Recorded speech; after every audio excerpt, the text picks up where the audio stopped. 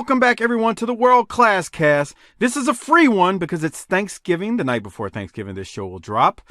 That's right. These are normally up on our Patreon side where Lance and I do World Class Championship Wrestling. We take it basically every 2 weeks and we drop an episode on our Patreon side at tinyurl.com/PatreonBTT. But we're feeling festive and in a holiday mood, so we're dropping this one. It's a free one. The other reason why it's free is because it's Thanksgiving Star Wars from Reunion Arena. Lance, how you doing, man? Hey, great. Hey, biggest time of the year, Thanksgiving and wrestling. Come on, man. 83 was really hot, and this one, it's pretty good. For a reunion, we haven't been at reunion since last Christmas. We had a lot of things going on, and I think one of the matches on this show is one of the biggest things of the year. We had the death of David during '84. We had the big Texas Stadium show. The Freebirds left, Adams' turn, more syndication. But I'm going to say that this match between Gordy and Caan that we're going to see coming up is one of the most memorable things in the history of World Class. I really think so. Very memorable. It's a bloodbath. So without any further ado, like I mentioned, Lance and I, for those of you who aren't Patreon members, we do World Class every 2 weeks on our Patreon feed, and we've gone through late 82, the entire year for 83, and now we're approaching the end of 1984. So this is a World Class show, but we've done every single week. Again, we don't do it weekly. We do it every 2 weeks. So we normally take 2 to 3 weeks of episodes and we combine them, and then that's one episode. But anyway, you can become a patron at tinyurl.com/PatreonBTT. Get access to these shows. Without any further ado, though, Lance, I'll tell you what, let's jump into this thing because these things start airing on December 1st, 1984. So technically, this is the old days. You didn't have live TV back then, so we didn't get to see this live unless you're Lance Peterson and you were at the arena, right? So Lance was there. He got to live this one up, but let's get into it. So anything you want to mention about the December 1st, 1984 episode as we jump on this one? We just had Cotton Bowl, the big Cotton Bowl show. We had one taping, and then we're right at Thanksgiving. We're going to have another taping, and we're going to go straight into the Christmas reunion. But, reunion is such an intimate place to watch it. You can see it from the hard camera when they open the show. It's an intimate place to watch wrestling, no matter where you're sitting. I was usually sitting in the lower bowl, higher up. I didn't have ringside back when I was early teens or so. But you were right on top of the action. And Thanksgiving and wrestling, as I said, it just goes together. The beginning's a little weird. They cut a lot out of the early. Mark Lawrence is in the ring and he's about to talk. We can see the girl standing in the ring, Jill Floyd. She's about to sing to open the show, but they morph into Bill Mercer just going on to the first match. Mark Lawrence introducing the first match. Yeah, you mean the video version we're watching? Yeah, it was kind of weird. I don't know. Yeah, it's How on. did you recall it when you were there? Oh, she sang. They always, if somebody would sing, God Bless America, they'd bring the house lights down, and there was a huge disco ball at the top of Reunion, and they would usually play Celebration or something, Cool in the Gang, something like that, and then, or they play the theme song to Star Wars. I saw it done both ways through the years, and the lights would come up, and usually the guys in the first match were in the ring, something like a Johnny Mantel or guys like that, and in this case, it's Buck Zumhofe and the Link. So, with you saying the Link and Buck Zumhofe, the first match that they air from Reunion is Missing Link versus Buck Zumhofe. It always amazes me the ovation that Zumhofe gets, especially now we know his history. Not that we want to harp on the negative, but I'm always amazed at how these people cheered him. They don't go for long, but Lance, what do you have from the opening match as Mark Lawrence introduces them? Well, they stretch it out a little bit. It's more of a squash. Buck it gets hot at the beginning. Link comes back. Buck has a small comeback, but it's really not much. I like to say, look at World Class. We have these Star Wars huge shows in it couldn't be any clearer on the screen if you're going along with us on this, or if you're watching on the network on Thanksgiving Eve or Thanksgiving. Look at how lucky we are to have this crystal clear, a production. Other territories, we see shots and clips from the big shows, but here we have, live commentary, if you will. Mercer sitting ringside, which he didn't always sit ringside and do commentary, but he's sitting in ringside, and it's just I think it just makes World Class so memorable. Everybody remembers the Reunion Arena shows. Yeah, the video footage on the network for this stuff is great. If you're a Patreon member, you can we're kind of playing along and watching with us. We're not playing the whole thing, but just certain segments of it. So if you're a Patreon member, you can go to our Patreon page and look at the video that we're talking about as we walk through it. But anyway, Lance, any other thoughts on this match? Buck loses to basically a shoulder tackle that devastates him. But anything else you want to say about this match? No, let's get into the good one. Yes, let's go to the good one. So the next match that they air, I don't want to say on the card, but the next match that they air is the Texas Death Match that we've been building up to. It's Killer Caan versus Terry Gordy with Kerry Von Erich as a special guest referee. All I want to say is these guys are often running from the start, and it's an old school brawl. And I'm going to throw it over to you for you to kind of talk us through the rest because it's a brawl. Well, I think when you think of Dallas, Texas, and Texas Death Match, you think of Fritz versus everybody. Brody, Kanisky, Kabuki, and Brody. And here we have one that lives right up to it. You didn't see those Texas Death Matches air. It's usually a dark match no matter what. You didn't see things like this because it left it to the imagination. And if we saw Texas Death Matches every day and they were filmed, they wouldn't be so special. But here it is. They are showing it, and they're going to give it their all. And for the next 18 minutes, it's just a different time because this is getting serious. Gordy gets into the ring, with Bad Street USA playing. This is exactly the year anniversary of Bad Street USA starting to be in their theme song. They came out to it last year at Reunion on Thanksgiving, and here we are and everything. And of course, Gordy's basically a face here. He's still kind of a tweener. You're not sure where he's going with as far as Von Erichs are concerned, but he's against Akbar, and that's all that really matters right here. He's getting cheered. We see Kerry as the referee, and by watching the syndicated show, we haven't been told that Kerry was going to be the referee at all. But, that's played up more on the Fort Worth show. And for people that don't always hear our shows or understand, there was the syndicated show that ran on Channel 39 in Dallas, and there was also a Channel 11 show that came on Fort Worth. It was the Fort Worth matches on Monday nights, and it would air on Saturday night. That show was geared towards selling tickets to the local fans and things like that. We'd see a lot more angles to build up, selling tickets to the locals. Unlike the syndicated show, which Mercer kind of generalizes. He never has specifics. He'll say something like, "Oh, we have a big mixed tag match coming up," and then all of a sudden, finally, it's on an episode. But he never will give those specifics. It's always Mark Lawrence from the Fort Worth show. But as we see, they start brawling fast, and Gordy is immediately pushed out of the ring. He comes up bleeding. He's just as bloody as can be. He got thrown out. Caan reaches through the ropes and runs Gordy into the ring post. They film it while Gordy's face down, which they shouldn't have, but immediately they switch to the Kerry and Caan getting into it in the ring, kind of as a distraction. Mike, what do you got right there? You got anything to throw in real quick? Yeah, I had the same note. When Gordy goes into the ring post and he goes down and to cut himself and blade. They shoot. You can't see what he's doing because it's above him and his head is down. But when he finally comes up, you're like, now that we're older and we know how all this works, we're like, oh, okay, yeah, he was juicing. So I don't have anything else at this point. I do have something later. I just felt like, as they get into this thing and there's just blood everywhere. I mean, there's a puddle of blood in the ring where at one point Gordy is pinned in the ring or there's a fall that's counted.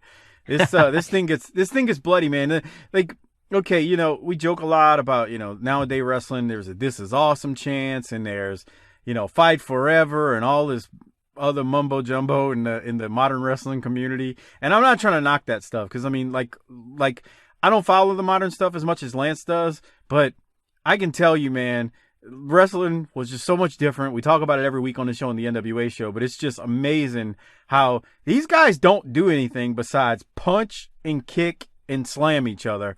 And they're having a bloodbath this whole time. And the crowd is really, really into it because, like Lance said, it's Gordy versus Caan. And, that's basically Gordy versus Akbar, if you really want to put it down like that, and Devastation Incorporated. But, man, it's a bloodbath. It's a war. I remember, I think it was a longtime Patriot. I remember Robert Silver. He said, man, I think he told me on Twitter a couple of months ago, he's like, I can't wait to y'all get to Thanksgiving night with Caan and Gordy, and I was like, yeah, anybody who's a world class fan probably remembers it. And the thing about this is, Lance and I have said this on the Patreon shows a number of times. Man, Killer Caan didn't really do anything for us. Like, we were just like kind of bored with him. There just wasn't no sizzle to the steak. But I gotta say, for this match, yeah, he brought it and Gordy brought it, and it's an all-out war. And that's kind of what I had from this in a nutshell. Let me keep going on this. Somewhere in there, we just saw that Caan did get the first pin of the match. He came off with both knees off the top rope and got the 1-2-3 on Gordy, who's, down and bleeding, like he's, out of it, so tired and everything because he's lost some blood. And they used the 30 seconds in between for Kerry and Caan kind of to face off. But and they'll show a replay of that. In there, Mercer does say that Fritz never lost a Texas death match in his career, and I got to call a little BS on that. He did lose Christmas '81 at Reunion Arena to Kabuki. That's on the network now. I had it on disc for years, but it is on the network now, and that's a really fun match to see Fritz and Kabuki. That was some of the Fritz Kabuki matches were kind of something that I always thought I would never get to see, and it wasn't until just a few years ago I got it on a DVD, and now it's on the network. I always consider that kind of gold. I always wanted to see early Kabuki because he's one of my favorites, and anybody watch World Class, he's such a character that everybody kind of gravitates here. Everybody remembers old Kabuki and stuff. But look at Gordy. Gordy's here bleeding and everything, but he's truly got this insane endurance for the big guy. He just keeps on going during this match.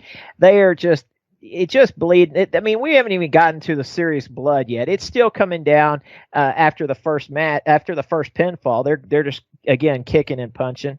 Mercer does jump in right here and say that the Midnight Express are coming into town, which is that's gonna be happening really fast. Finally, Gordy throws Caan out of the now. What'd you say? I said Caan's getting his juice now. Now Caan's cutting his face down, gigging an artery. I tell you, the camera's on top of him for a moment until the distraction. Gordy's back on the apron. He runs his head into the metal there in the corner. And when Caan comes up right here, this is just insane. This is where this incredible visual, the blood going down Gordy's face. It's just crazy for the blood. Now, I know a lot of people, it's just not into it today, but you got to understand at the time, this is, that was selling magazines, that was doing all kinds of stuff. He has just cut himself all over. It is a deep cut. There's going to be pools of blood in a second. I want to mention there's going to be puddles in the ring, man. It's going to be crazy. Now, while it's playing here, I'm going to mention a couple of things. Mercer mentions that Kerry is the new American champion. And, I want to say it wasn't mentioned on the last set of tapings, the last two episodes. Kerry had already beaten Gina Hernandez for the American title, but nothing was mentioned. And I've got to say that's because I think they kept the American title off. They weren't sure who was going to go for it at Christmas as far as the crowd and the fans. And if they had said that Kerry was the American champ, people might have already assumed that he would get the title shot at Christmas. And we got to sell Thanksgiving tickets first. So we don't hear anything about it until this show. Again, the Channel 11 show would have it on there, but the syndicated show for people out of town that might be coming in, they might have wanted to make a choice between Thanksgiving or Christmas coming into town. There we see Gordy does get the second fall, and he's all excited. Caan is down and out of it. This blood is now we're getting to see the pool of blood underneath Caan, and there's going to be some close-ups in a second. And remember, this is really early in the show. This is about the third match in the show. This ring is going to be a stained mess by the time we get to the other main events and everything. The hepatitis was flowing, brother. No, I'm just kidding. But you're right. The blood is flowing, man. Gordy's got it all on his body, his chest, his face. They are a mess, man. They are, like I said, man. They're going at it. This is a war. This is truthfully. Look at the puddle of blood on Caan's head right there. Caan raises his head, he's flat on his back, but he'll raise his head a couple of times, and the swimming pool of blood underneath it is it's just seriously gruesome. It really is. Now you see Akbar get in for a second there. He's actually in his tights because he's going to have a match coming up later in the card. Gordy, they're still going at it. Mercer mentions that Billy Jack's coming into town and going to start in world class. And that's, when Kerry Von Erich had the title earlier in the year, him and Billy Jack just took tons of pictures while he was defending the title in Florida. And so they're, the magazines would push Kerry and Billy Jack as the sexiest men alive and things like that. Crazy stuff. But, big body slam by Gordy. Kerry's in there. A couple of times Kerry forgets that he's the referee, doesn't go for the pin. Yeah, he's watching it. There it goes right there. Is Gordy's on him. Kerry forgets he's the referee. He's watching it and goes down only for a 2 count on Caan. We saw Flair bleed his guts out in a world-class match last year at the State Fair Coliseum in the big match with Kevin. We've seen blood, but we haven't seen this, massive double juice like this. I mean, we won't see that. This is definitely the bloodiest match that aired in world class. The second that didn't air would be Gordy and Bruiser Brody at the 86 Texas Stadium show. And that was pretty nuts right there. Bruiser Brody beat Gordy in that one as Gordy was leaving to go on to UWF to be a champ. But this is definitely the biggest double juice that you're going to see. I don't know what's bigger, a double juice like this. I know some guys could probably come up with ones, but it's hard to top this one as it keeps on going. Well, Lawler and Kerry. Kerry was covered in blood in that Super Clash, of course, yes, but not Lawler. Lawler wasn't bleeding in that match. I was Clash 3. No, I was thinking just more total blood. I mean, Kerry. He was pretty. Yeah, it was nasty, and he had on white trunks to accentuate the blood and stuff. But if you're not, we're not over exaggerating this blood. If you don't have the video on, there's just 2 wet pools of blood on the mat and a bunch more spots that are, soaked in already. It's truly insane. The network just gets, it's a beautiful shot of it. It's just, I know, younger fans don't understand what was going on at that time, but this was, all over the magazines. Either it was the pretty boys on the magazines or it's blood and guts. It was one or the other. It's mesmerizing is what it is. It's even more mesmerizing because if you watch modern stuff, you just generally don't see this. That's the other part of it. I mean, it's for the most part, you just don't see this anymore. So. Well, Gordy misses the double knees coming up, and there's going to be a spike by Gordy that puts Caan down. And it looks like I like the way this is. I think this is Caan's best performance. Here goes the spike, and Caan is going to be all the way put out. But the way he flails his legs on and on during this, we're at the 17:34 mark right here, where he has the spike on. And Caan just, is working the legs like a champ. Like, the people at the top of Reunion Arena can see the situation going on. Kerry's in there a little close, messes the camera view up there. But the hard camera looks good. Caan is kicking. He's weaker. And then until finally he's out. I really like that. We've been busting Caan's balls about this being a nothing since he's been in Dallas since the Texas Stadium show. And here, I think he really earns his money for the night. I think I'm going to agree with you. Now, so Caan is out here, and that's going to be another fall, and we're going to have the 30 seconds. I think they give away something right here. There's the pin right there. If you're watching the video, I think they give away that it's kind of beginning of the end because Oz Coleman, the cameraman's going to get all the way into the ring, and we get the 30-second count. Oz, after the 30-second count, Oz stays in the ring, and Kerry starts this 10 count, and Kerry gets to 8 on the count, and that's when Akbar interferes with Kerry, and no 10 count was made, but Mercer says Gordy wins a little preemptively. And down the aisle comes the missing link to save the other member of Devastation Incorporated. Now, listen, right now we only have 2 members of Devastation Incorporated, the Link and Caan. And I want you to remember that because that's kind of important coming up. That's why Akbar's donning the tights. We hadn't seen Akbar wrestle since, last Thanksgiving he wrestled Mike. I'm trying to think if he's had a match since then. But anyways, Akbar interfered with the 10 count. Kerry and Akbar are going at it. Gordy's just kind of standing over to the side, and down the aisle comes the missing link. Kerry gets the link off of Gordy. Yeah, link goes straight for Gordy. Kerry gets the link off Gordy, and Gordy's back up. He saves Kerry and from a 2-on-1 and throws Caan out. They double team link for a second, and they clear the ring. Gordy's just going nuts in the ring. He's just Terry Gordy. I mean, a legend and just, fantastic. We've seen such great work from him over the last 2 years.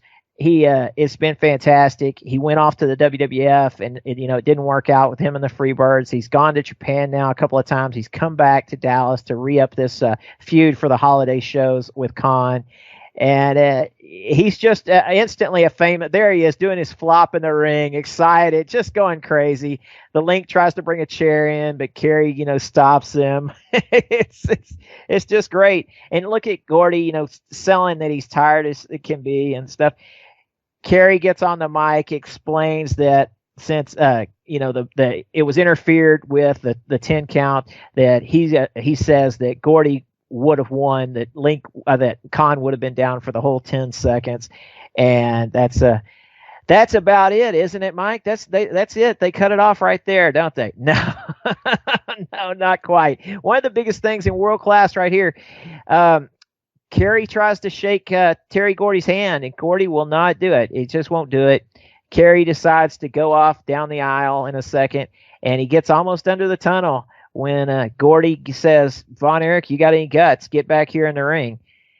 You want to play that, Mike? Go ahead. Yeah, I'm gonna play it. It's about 2 minutes. Here it is. Akbar, you finished the match at the 7 count. In my opinion, referee's opinion, Caan would have been down the full 10 seconds. Terry Gordy is the winner.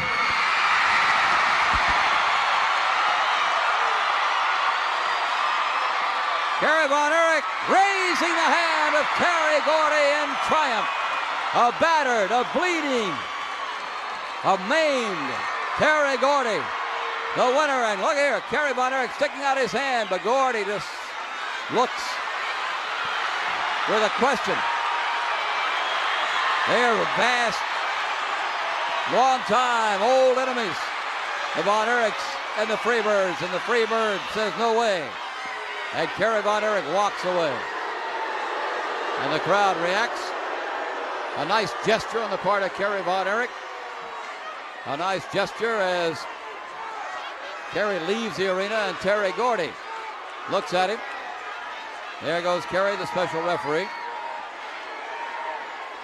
Now, Terry's coming over here now. Get to know boy, you're playing this ring. I think we got the old nemesis, the war between the Von Erichs and the Freebirds. Looks like they're ready to go after it as Gordy. Gordy sticks out his hand in friendship. What a turn of events. I thought Terry Gordy was going to tear into Kerry Von Erich, but Terry Bam Bam Gordy sticks out his hand in friendship and fellowship with his former old nemesis, Kerry Von Erich. And we'll be back with more excitement of World Class Championship Wrestling in just a moment. Well, there you heard it. It looks like they buried the hatchet, Lance. What do you think? I think it should have been the end of the show, actually, and that's the third match on the show. And I think it should have ended if you'd known. They couldn't have known how perfect that match was going to be. They just couldn't have. It was perfect. It was a great end of the show match. End of the show match. And for Kerry and the Freebirds and Von Erichs to, bury a hatchet, if you will, right there at the end of the show. That should have been it. Everybody, that's it. That's the show. But no, they, that was just the third match. I think it could have just been end. You've already gone 30 minutes on just that match. And there's two more basically two full episodes to go. They encore match. They encore this on the December 8th episode. So anyway, I wanted to point that out. How, honestly, I'm not going to sit there and tell you that the rest of the show is bad because, I mean, there's Kevin Von Erich and Chris Adams. But, man, after you see Gordy and Caan and then the burial of the hatchet, nothing's going to top that, in my opinion. I mean, it's not, maybe I shouldn't say that because Chris and Kevin is good, especially what happens at the end. But Caan and Gordy, whew, what a war. And then they finish it with the handshake. And, yeah, that was some really good stuff, man. So, what a match, what a finish. And I agree with you. If they'd have known it would have went that well, they probably would have closed the show with it. I don't know that I did it justice. I hope people will look at that if they've never seen it and see the pools of blood, and they'll understand that we were not over exaggerating it. Yeah, it's pretty damn incredible when you watch that match. Again, it's the December 1st, 1984 episode of World Class, and Caan and Gordy, they literally take up half the episode with just their match. So there's that. All right, Lance, anything else before we keep going? No, let's roll. So Bill Mercer is about to interview Sunshine, and let's go to that right now. Earlier, we had a chance to talk, and it certainly was a great pleasure again to talk with the lovely Sunshine. And here is our interview. The last time I had a chance to talk to Sunshine was just a brief moment when you landed at Cotton Bowl in the helicopter and helped your Aunt Stella.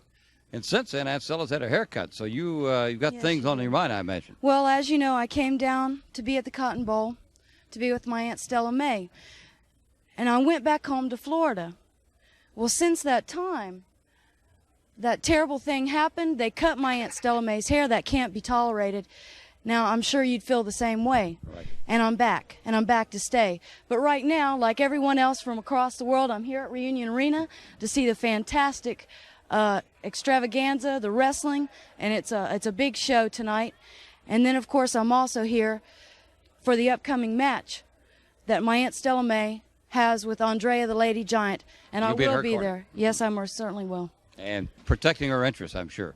Definitely. Now, that brings us up to date. What about the future? What are your plans now as you've come back? Well, Bill, I do have a surprise. Oh, do you? What is that? A big surprise. Well, we'll just wait on that. Right now, my priority is to help my Aunt Stella May out, but we'll wait on that, and I'll tell you a little bit later, maybe next time we meet. You can't sneak us a little hint, huh? No way. All right, but it's great to have you back. Well, thank you. Sunshine, right back here with us, and we'll be back with more World Class Championship Wrestling. Things are always better with a little sunshine.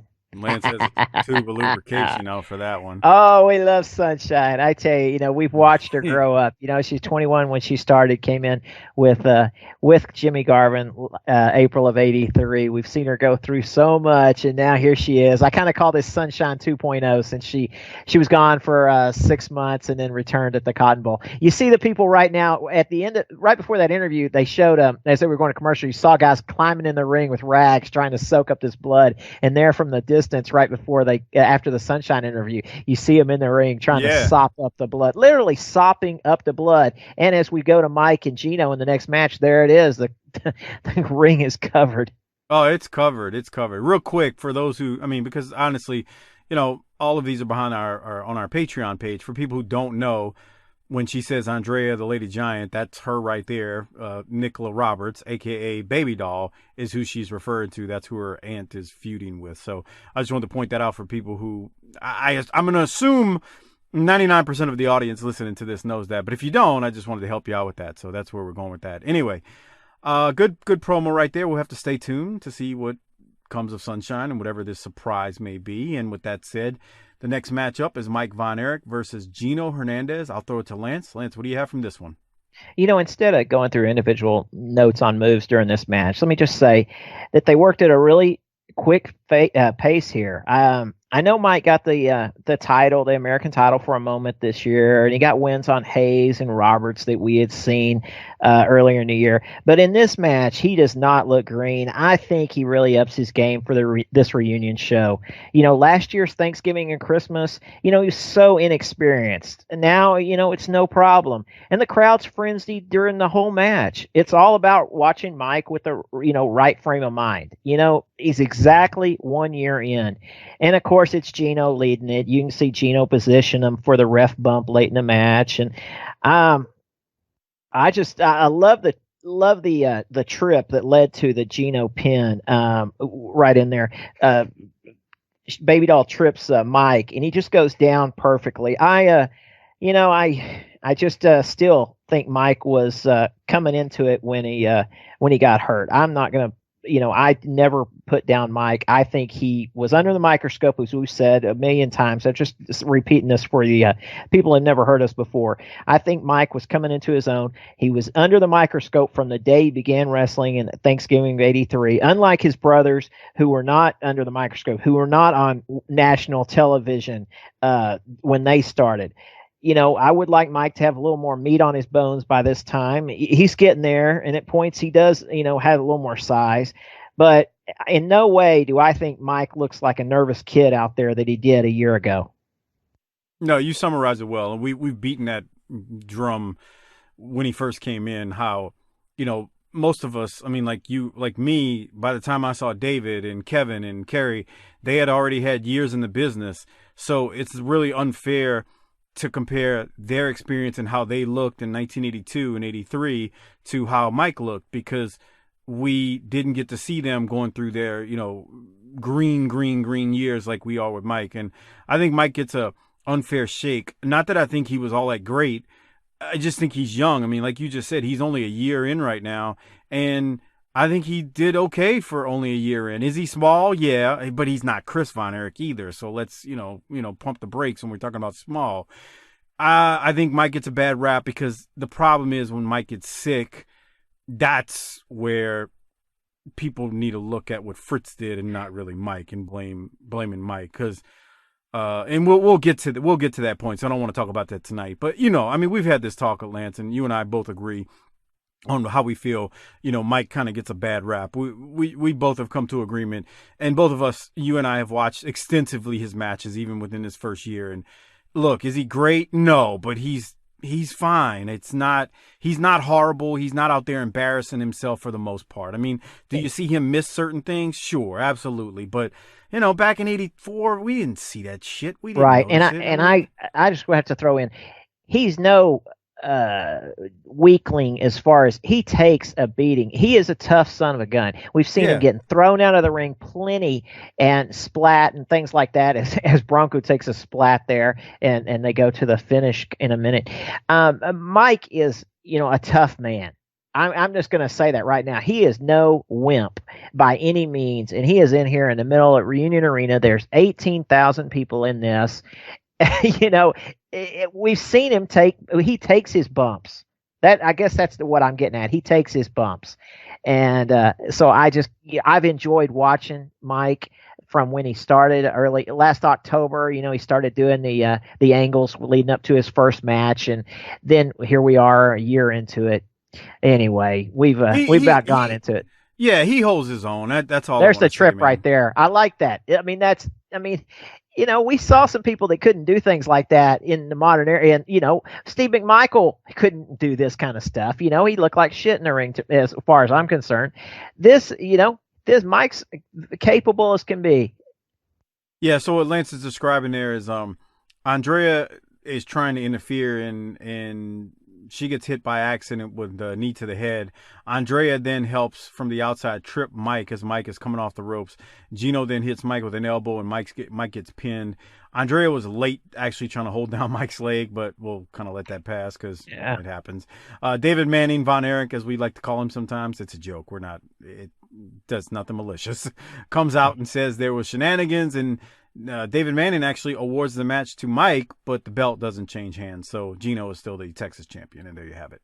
It's a holiday show. It was a non-title match, but it's a holiday show. It's the Von Erich show, and the Von Erichs get the win. They might not have done that if it had been a house show, a sportatorium show, or the Fort Worth Star Wars shows. The Von Erichs lost all. I have tons of headlines from the newspapers every time they were in Fort Worth. It seems like the Von Erichs lost, but here it's a holiday show. Everybody's feeling good, so Mike gets the reverse decision.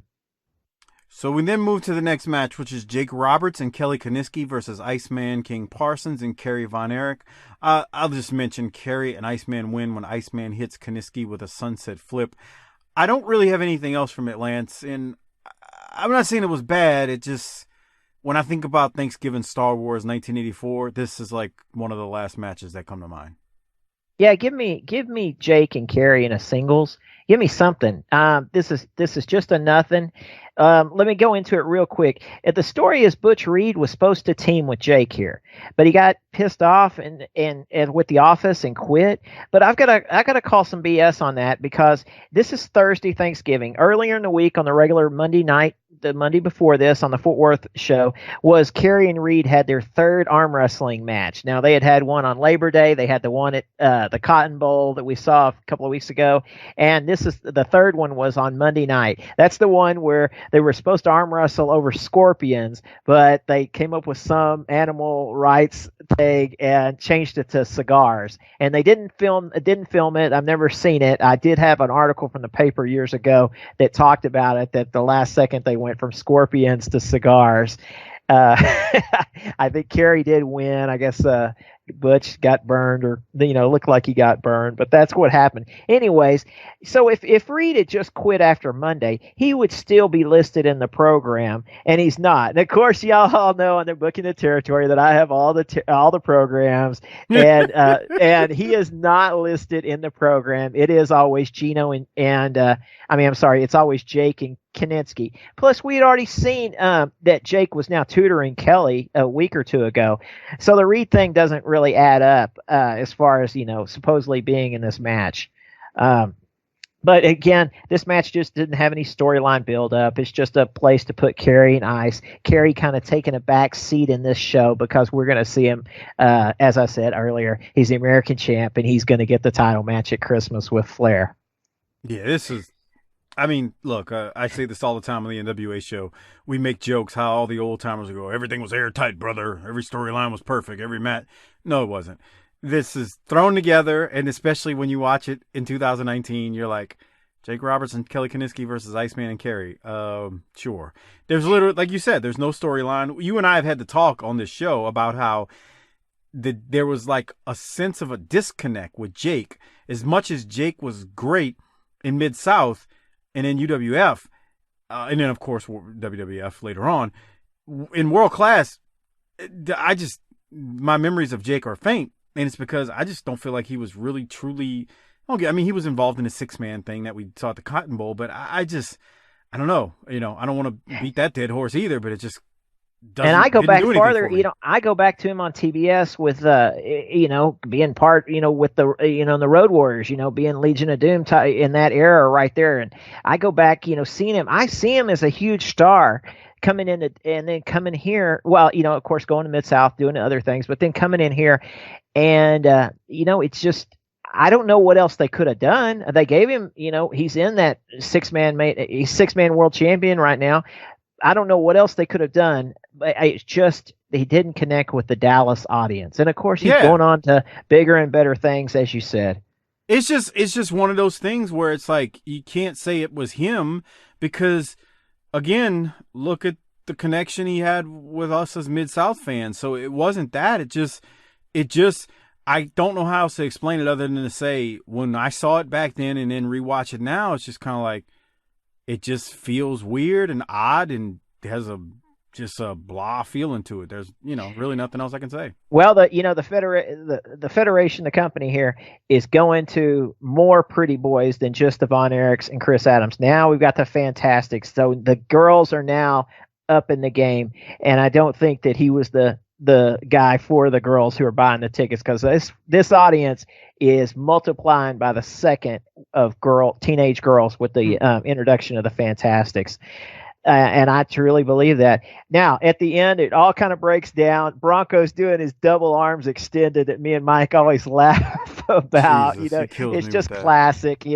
I think on the Ice gets the pin, and it's a special occasion because it's a Star Wars show at the end. Bronco actually drops to both knees to count the pin as Ice gets it. We always make fun of old Bronco, but I'll tell you what, Bronco is pretty smart. He's going to save that effort till the finish. Of course, he's not going. Look, oh man, he killed. Look at, he's got the arms. There it is. I love the double arms. There he is. Yeah, it's all breaking down right there. It's so. Old Bronco. There it is. There's. Stop, guys. Stop. Yeah, he's old Bronco. Here he goes. Down on both knees. He's cutting the pin. Both knees. He never goes down on both knees. Look how fast he gets up. So Bronco's putting on a little show sometimes that he's an old fart, but he knows what he's doing. And of course, he's part of the office. He's helping to book things. He's running the spot shows and from the locker room and also refereeing. That seemed like a 2-hour show right there. When we watched that episode, and you had all that in the middle, and then that match went on a little while. But it was only 42 minutes, It's funny because I think that Mike and Gino probably should have been on after the Buck and Link match, and then at least put Texas Death Match on the last thing on this show. But it's it's the Reunion Arena. It's all about the Von Erichs in the spotlight, and they were the ones selling the tickets. As opposed to the Fort Worth shows where the Von Erichs would lose and everything. It was a great episode for that. One of the most memorable episodes, as we said, with Gordy and Caan. Yeah, absolutely. Anything else from this episode, which is December 1st, 1984, Lance? Now let's keep rolling. All right, so 1 second. Let me move to it. So basically, they broke up the Star Wars show into the December 1st and the 8th episodes of World Class. So we go to December 8th, and literally the first thing they show on the December 8th episode is an encore presentation of Gordy versus Caan. And I think they realize, holy crap, we had a great thing with that match. So they basically show that match again. And I mean, can you blame them is all I can say. Lance, any other thoughts on that? We kind of talked about that one for like more than half of the last episode, so I'm going to assume you don't have anything, but I'll throw it to you. No, and they did start just right near the end. They didn't show the whole match, but they showed enough of it. They want to make sure they got that Von Erich Gordy handshake in so that we knew that Gordy was solidified as a face. Unfortunately, Killer Caan has gotten pissed off at the office. He's going to be around about another week. We won't see him on any more episodes, and he's gone back to Japan. I believe that he had friends that were starting a federation. I've heard that before, and if I knew my history more, some group was starting back up, and he went back over to Japan and left the company high and dry when they had something planned for Christmas, and it's going to cause the Christmas match to be just a little flat since, again, that if Caan's gone, it's Link and Akbar or devastation, and we don't have time to heat anybody up for the Christmas show, but we'll get into that down the road. Yeah, we actually got another set of recording. We got one more recording we're going to do on our Patreon side after we do this one. And then they actually don't air the Christmas show until January, but we'll save that for another time. The next match we go to is the PYTs, the Pretty Young Things, Norvell Austin and Coco Beware versus the Fantastics for the American Tag Team titles. They gave this match a ton of time. I mean a lot. I've got the Fantastics winning, but this thing went on for a while, and I will say this, and I'll throw it to you. The crowd loved it. They loved the finish. They erupted when the Fantastics won. And, like to the point you made earlier, the girls are loving Tommy and Bobby, and I'll leave it at that. Any other thoughts about this, Lance? Because Norvell, nice little match. Norvell Austin, the Pretty Young Thing. I tell you, it's great. Somewhere in there, Mercer in there says Coco Ware, the unprettiest of the two. I think he got that backwards because Norvell, he's a little tough to look at sometimes. Well, Mercer said on one of the other shows we reviewed, if I remember, they were showing a Norvell when they were announcing him, and Mercer, this sly comment that would probably get him kicked off of TV nowadays, says something like, I don't know if I'd call him pretty. I mean, look at this guy. I can't remember his exact words, but I swear, man, he might get kicked off of TV with the comments he made back then. But anyway. And of course, I know that Norvell's, was a big time, had plenty of main events in Memphis, before this. And then Coco's going to go on to such great heights and everything. Yep. The Fantastics doing that. I like it during the match. They're playing up to the fans, unlike anybody does today. It's crazy. They're doing those blind tags where they clap their hands even though they didn't really make a tag and jumping in there while the ref's not looking. So, kind of cheating, but, the fans are behind them. It couldn't be any more behind the Fantastics. They're going to sell just tons of merch, as I've talked about on the last show, just tons of merch. I want to say there's I didn't put a 1050, Mike. If you go to 1050 on this, the Fantastics get a tandem arm drag. They get a tandem drop kicks, and then there's a backdrop in there. And I don't know what happened. You if you're not paying attention, you see what Norvell Austin does and stuff. In just a second, they're fixing to go to there's the double arm drag. There's the drop kicks. And they're going to whip them both into the ropes at the same time. And I want you to watch, Mike, what Norvell does. He just takes, instead of doing a sunset flip or anything, he's just going to flop into what's he doing there? Pop. Anybody wants to check that out. Took a face bump. He just took a face bump because they're pretty crazy and stuff. But without a doubt, it's just rocking at the end. The crowd is just freaking nuts. This crowd, Thanksgiving crowd, couldn't be any hotter. It really couldn't. Coco puts on a show during this. There's no, you can't deny there's a reason that he went on to do what he did in WWF and be such an entertainer. I don't know about all his technical stuff, but he's an entertainer and stuff. Tommy, after he knows how to get the guys over. I mean, that's how all it is to it. Tommy, after selling forever, makes a hot tag to Bobby. Bobby in abdominal stretch on Coco. Norvell's gonna jump off the top rope, but hit Coco, and so Bobby's gonna pin Norvell as Tommy kind of at the same time kind of pins Coco at the same time, and it's 1, 2, 3. Yeah, and the PYTs lose. Sometimes love is like a pile driver.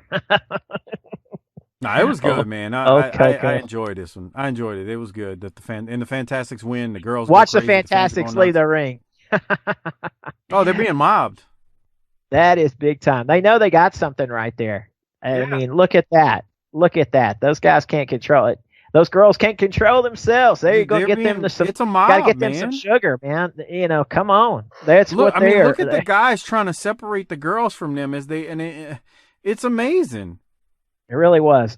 I couldn't understand. I really thought they were gonna possibly give the titles to the PYTs. I don't think right here I knew the Midnight Express were coming in. You didn't know that till it aired. I thought, they never did give the titles to the PYTs. I'm not sure if we're going to see them again. Maybe we will, but Midnight Express are coming in, and that's going to be a real feud for the Fantastics. The PYTs are, going to be afterthoughts. Yep. They were around, the PYTs, they were in for a few months, though. Give them credit. They did good stuff while they were there.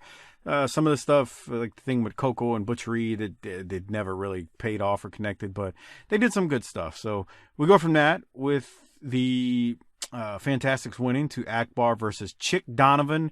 For those who haven't, aren't Patreon members yet, there's this storyline. Donovan was injured by Caan, so that's why, Donovan isn't happy and he wants a piece of Akbar's ass, and, he wants to get even. So that kind of is the short story of why this match is, I guess, kind of happening. Lance, what do you have from Chick Donovan versus Akbar? Yeah, I'll say that, Caan came in on the May 6th Texas Stadium show and attacked at the end of the 6-man match. We remember that he beat down Chick Donovan. He and messed up his knees, and the reason we have this match. We saw him attack Kevin pretty brutally. Kevin bleeding from the match, from the mouth, and we had the Texas Death Match, and that is Killer Caan in a nutshell of what he did the time he was the 6 months he's in town. Here we've got Chick. Chick's just been a jobber basically the entire time he was in World Class. He's come back, and the only reason we have faith in this is that he's going against Akbar, who's not a wrestler, so to say, even though he absolutely has been wrestling forever. But if Chick was fighting Killer Caan right here, we would give him no chance at all. We never saw Chick have any kind of winning record or anything. We might have seen him here and there, but really, we didn't. Killer Caan leaves ringside as the match starts. They do mention that Rip Oliver's coming in, and besides, of course, the Midnights and Billy Jack that we mentioned. But, Rip Oliver's coming in, and that's another Pacific Northwest guy. It's kind of a unspoken, connection of all the Pacific Northwest guys that come down to Dallas. Al Madrill's back up there, and of course he had been down here. Adams came from up there. Around this time is when Lance Von Erich was probably getting picked and going to be going up there, because he's going to show up just a little under a year from now, and he's gone up there to train. And again, Rip Oliver, Grappler, Billy Jack, all those guys. After some offense, Akbar gets the advantage and goes after Chick's knee and works it over for a while. So they stretch this out. This feud that the fans are kind of not really, they don't really care, because again, it's Chick. I'm sorry. Long rest hold as Akbar has some kind of claw on Chick's abdomen for a long time. Donovan gets back in control, trying to hurt Akbar's leg on the ring apron, and gets the crowd into it a little bit and works a step over toe hold. Anyways, but Caan eventually back down the aisle, comes in to save Akbar, and then we get Gordy back in for another round here and stuff, and the crowd's just out of control as they're going to try to stretch this out for another month. But as I've already spoiled it, Caan is going to be leaving really fast. This match went on for way too long. Way too long. Any other thoughts, Lance, as you recapped it there for us with Gordy hitting the ring and attacking Caan and Akbar with his cowboy boot? No, nothing. All right. Well, I was going to cue something up, but this thing decided to freeze up on me, so hold on one second. Give me a minute. We're going to go to Kevin Von Erich and then Chris Adams. They're going to cut a promo, if I can ever get to it. Hold on one second. All right, here we go. Here it is. Before this main event, we had an opportunity to talk to Kevin Von Erich and Chris Adams. Here's our interview first with Kevin. Right here with Kevin Von Erich just before his bout with Chris Adams. This is the time, the one you've been looking for. Well, Bill, I made all these people a promise. I'm going to hold up to it. Folks, you're never going to see a match like you're going to see here in just a minute. This is you could say this is kind of going to be Kev at his best and Kev at his worst. You be your own judge. But I made you a promise. What Chris Adams did to me, I'm not going to let it go. I've told you he's going to leave this building the same way I left the Cotton Bowl. I'm going to hold to that. So winning is important, but you want to really lay him out. Well, yeah, okay, winning's kind of important, but I told you I've got a mission here tonight. I'm not going to call it revenge. I'm going to call it justice. We're going to talk to Chris in a moment. You want to say anything to him? I'll do my talking in the ring. Thanks, Kevin. Good luck. Thank you. That was Kevin Von Erich.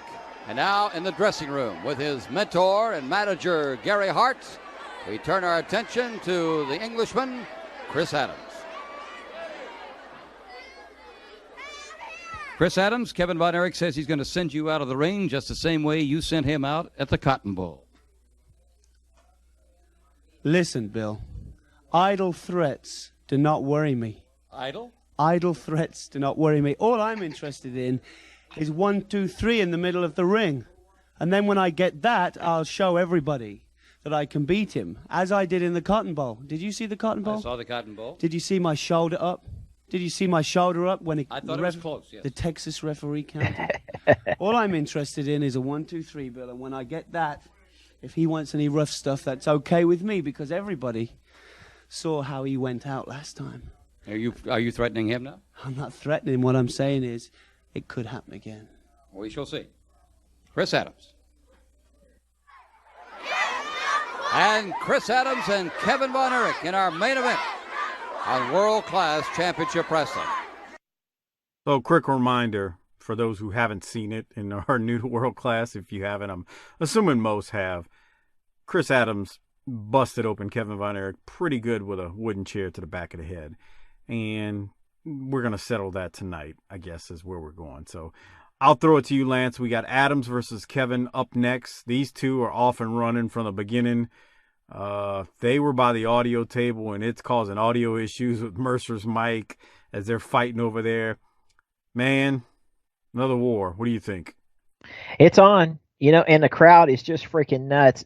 Adams in the ring early. You can see trash was thrown in the ring already at Chris Adams and stuff. They're brawling at 100 miles an hour. It definitely is not the Cotton Bowl match. The Cotton Bowl match to me was not – it was boring to me. because it really was. They did a scientific match. They agreed before the match to do it scientific, and it was slower paced. There's no baloney. I mean, somebody needs to tell Kevin this is a work again. Yeah, Kevin believes that it's Texas style right here, as he says. He's going at it till finally Chris Bell's to the ringside. He's back in. I wrote here, as you said, Chris is fighting for his life. Yeah, basically, it does. Kevin does look stiff as can be on this. There's a super kick in there while Kevin was on his knees. Adams to the top, but Kevin makes him fall down off the ring. It's very short. It's very short. It felt short when I was there live. It was not cool. Eventually Kevin's gonna. They're just, they're brawling as it can be. The match is just not that long. Kevin tries a monkey flip out of the corner, but Hart holds Adams' trunk, so Kevin falls back, bumping his head. Adams with the splash and grabs Kevin's tights and gets the 1, 2, 3. So I thought it was kind of flat. It was kind of, it's kind of strange there to be the last match on that kind of show, and it's that short, and Kevin gets the 1, 2, 3. But, Kevin had been pushing that he was going to put Adams in the hospital. And I don't know if you're going to play that, Mike, where he gets on the mic. I don't know if you have that ready. I can go on and keep on going. Go ahead. But anyways, Kevin gets on the mic. Even though he gets pinned, he gets on the mic and says, I made you people a promise. And that was that he had been pushing. He was going to put him in the hospital. We had seen that for weeks on the Channel 11 show. And we had an interview on the last episode. So Kevin ringside. Kevin gets the only wooden chair inside a reunion arena. How convenient. So it's the same kind of wooden chair that Chris Adams busted on Adams' head. On Kevin's head. So Kevin's got the mic now. Here it is. This is after Kevin lost. Microphone. Kevin has picked up. I made these people a promise, and I'm holding to it, baby. Here comes Gary Hart, gets slammed on the head. Into the corner buckle. Here comes Kevin in. Now Chris has the chair, and he and David Manning. Kevin drop kicking Chris.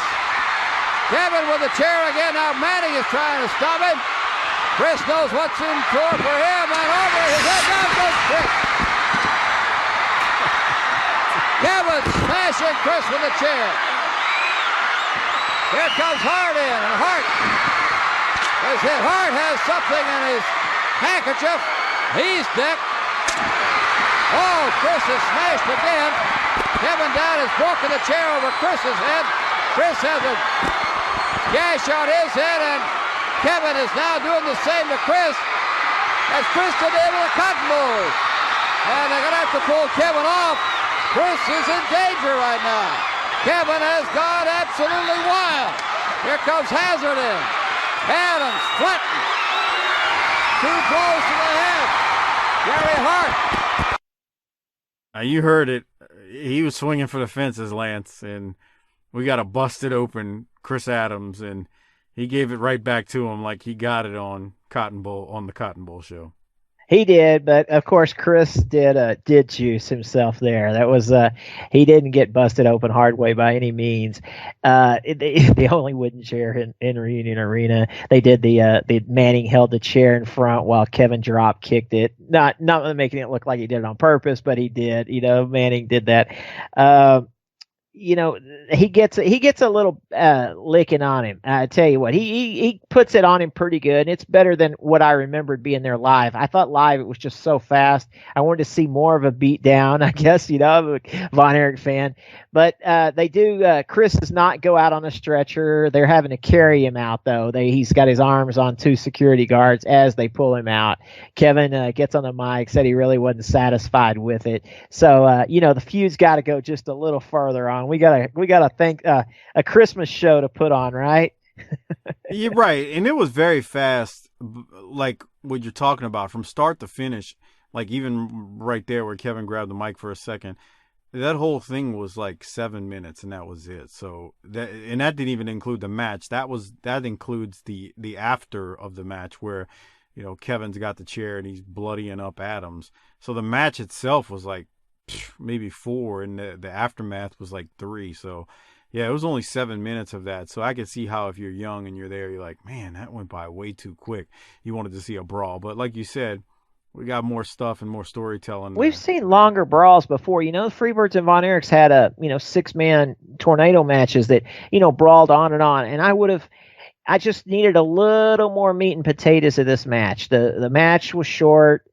They could have brawled just anything. I needed 2 or 3 more minutes, and I would have been more satisfied than it was, especially being there. But he got some revenge. Everybody's happy. It's Thanksgiving. They still got that huge Gordy Caan thing during the show. So, all's good. Time to keep moving to the next one, because Mercer certainly mentioned that the Christmas show's coming up. He's trying to sell it best he can. Yeah, so for that basically is a wrap for the December 8th episode. So anything else, Lance, from Thanksgiving Star Wars from World Class? No, you want to cover that Nicola Stella match next time? No, we'll do it on this one real quick because we might. There's nothing to say. There's not much to say. Let me just go through it real quick. We might as well. So the next episode was the December 15th episode, and it's just a review show, except at the 1954 seconds that right there, it's Baby Doll versus Stella. And Stella's now with her short hair because, of course, they cut her hair in Fort Worth. And man, she's I don't think it helped her look by any means. And again, blood is all over this ring. These girls are fighting in this on the mat, doing the that girl valet style, if you will, where they just kind of roll around for a lot of this. Even though Stella May is a real wrestler, it's still she's doing the same kind of things that Sunshine and Precious did. And so pardon me, they just brawl. Nicola Bell's out, Gino's out to kind of give her some help.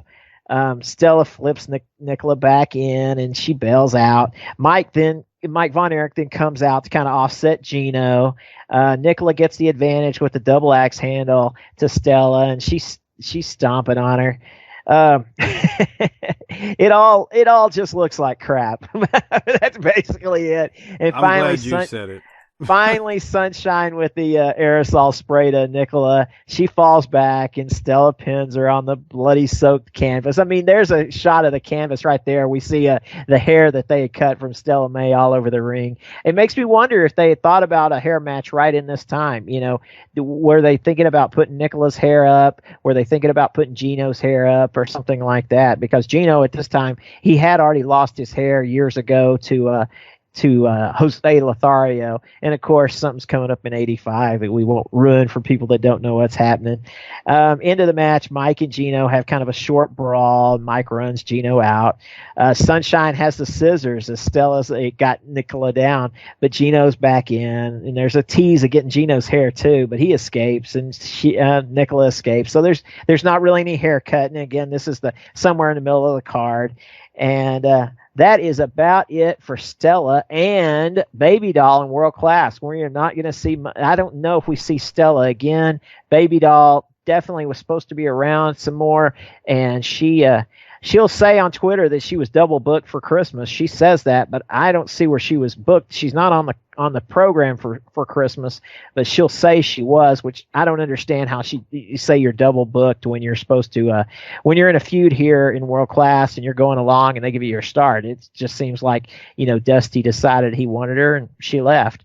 But she will say that she was double booked for Christmas. I don't understand that. But anyway, that's all I know. A couple of things real quick. Starcore 884 was going on the same night as this. Our old friend Brian Adias from World Class, he was on that show. That's the Flair Dusty match with Joe Frazier as the referee, and they stopped the match because Dusty has a big old cut on his eye.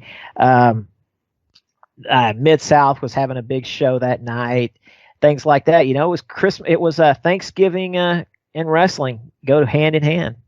Back in the day, you had major holidays, you had your major wrestling events, and different time, definitely, Mike, I know we went through that pretty fast. That's kind of how we do these shows. I get talking. I might get into some tiny details here and there that, some people are not interested in, but that's what we do here on this World Class Cast. And if people become patrons on the site, they can go back and see some of our things we've covered. I think that April 1st, 83 show with Kevin and Flair was fantastic. I think the Iceman Harley race match, the country whipping match from November of 83, things like that. Of course, the Texas Stadium, I think we did a heck of a good job on that. And one of the sleeper shows I think we did was the June 17th Reunion Arena show where Kevin fought Harley Race. And I think Kevin puts on quite a show there where his shoulders messed up, yet he keeps fighting while David wants to throw in the towel basically for him. And I think you'll have a good time if you come back and listen to some of our shows, or if you're a patron, you get to see the video. Well, and let me toot your horn for a second when we do these episodes. So Lance had mentioned earlier in this episode how he lived in the Dallas-Fort Worth area, so they got all the shows that are on the network, but they also got the CBS show, right, Lance? Channel 11 KTTV. Right now it's CBS in Dallas. They're at CBS now, right? So they got another show. They got a second show each week from Fort Worth, and so what Lance is really good at, since he lived it, is there are a lot of pieces that are missing from, and not missing intentionally. What I'm saying is that the WWF edited out. All I'm saying is there are a lot of things in the shows on the network that just aren't spelled out. They aren't described. So Lance, having the knowledge from what happened on those Fort Worth shows and the Channel 11 shows, he then pieces it all together as we go through the World Class journey. So like we'll see these matches where we have no clue that there's supposedly a feud going on, and Lance will say, well, no, what happened at Fort Worth and the week before that built this up is X, Y, and Z. So that's kind of what we do, and what Lance really does well on this, tying it all together so that the things you actually see on the network, they'll make a little bit more sense because you'll get the stories from the person who lived it and was there. So that's one of the best benefits about joining our Patreon page and becoming a BTT Patreon member at tinyurl.com/PatreonBTT. Like I said, we are over 2 years into the World Class journey, so we're steamrolling right ahead. We're going to get into 1985 soon, and Christmas Star Wars at the end of 84 and all that good stuff. So there was a lot of great times in the years we've done so far. So, yeah, please join. This was a bonus show. We hope you appreciated it, and happy Thanksgiving to you and yours. And this is our way of saying thanks for being BTT fans and listeners. So, I don't know, Lance, you got anything else before we get out of here? No, I hope everybody, if you haven't, check out my Twitter. It's kind of dedicated to history of World Class. I do have a lot of the guys here, on these shows, they tease me about my programs, but I do have programs going back to 1948, starting in the Sportatorium, through every decade. And I have so much stuff on my Twitter, plus a link to, being a patron here at Booking the Territory, and we have a lot of fun. The other shows, it's kind of like a crazy fraternity house here. I'm kind of the straight-laced one, while everybody else kind of loose and has a good time. But I think we do a good job. They do a hell of a job on the NWA shows that come out every week. They cover the old NWA show plus Smoky Mountain episodes, and I think they do a hell of a job on there. It's some comedy. It's a good time. I think you won't regret giving them a shot. No, I appreciate it, Lance. So I don't have anything else, man. I appreciate you doing this and letting us, but putting us up on the free feed so that everybody can get a taste of kind of what we do on these shows. And this one probably is a little bit longer. We also, sometimes we get a little sidetracked on those shows as well. We'll talk about other topics, whether it's current wrestling that I've seen and Lance has seen, just anything else or anything memorable that was going on in various territories and whatnot during that time. Lance has a good memory for that stuff. So it's really a good time. So we hope you consider becoming a Patreon member, tinyurl.com/PatreonBTT. Also, it is the holiday season, so please use our Amazon link. That is tinyurl.com/BTT Amazon. A great way to support this show without spending anything extra.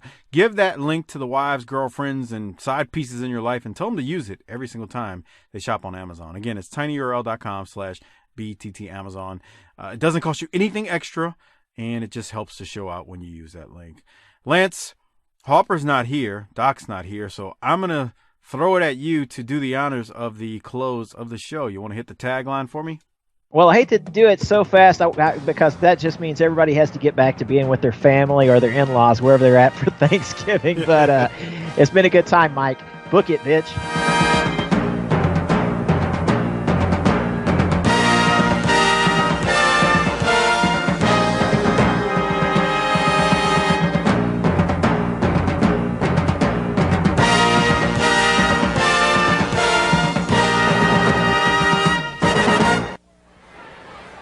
Welcome to World Class Championship Wrestling from the world-famed Sportatorium here in downtown Dallas, Texas, the most famous wrestling arena in the world.